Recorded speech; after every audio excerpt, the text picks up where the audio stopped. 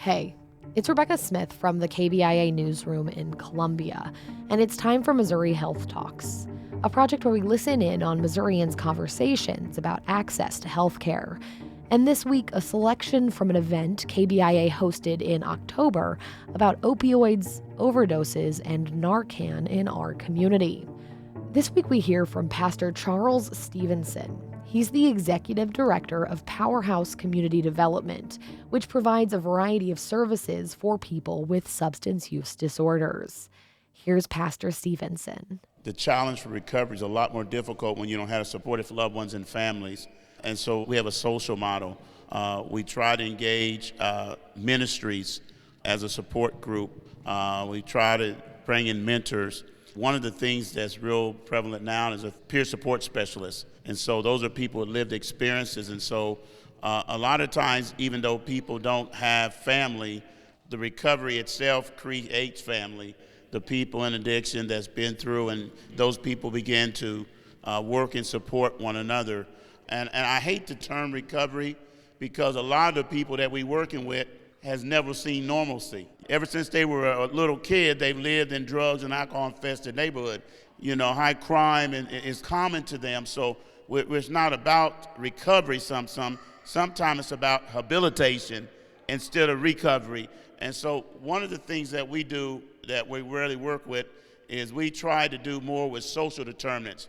We want to deal with what your life's been like, what you experienced as a child. We need to reframe that. We need to be able to hear your experiences and not tell you that you're not dealing with some of the things that you've dealt with in life. And that's one of the things that we really work at is habilitation. How can you expect someone to emulate a model they've never seen? And so we've got to teach them and redefine what fatherhood is. And I tell them this: whatever you know, lay it on the table. Empty yourself. Lay it on the table. If it's true, we'll pick it up on the other side of the recovery. I know Big Mama told you, but something Big Mama told you ain't true.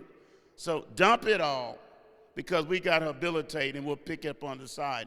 Because to some people, what's considered love was really abuse. There are many pathways of recovery, and medicated-assisted treatment is a very viable path. But what we've also found out is with therapy, because some things did happen in your life, and you have to be able to talk about them. The combination of those things is very, very important. Putting together an individual service plan, a step-by-step process.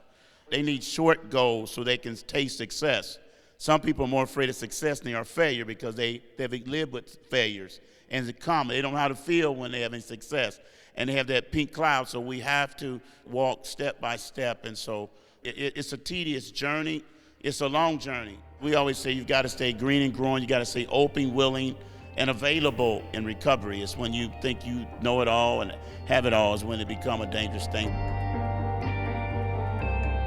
That was Pastor Charles Stephenson with Powerhouse Community Development, speaking a little about his organization and finding hope in recovery.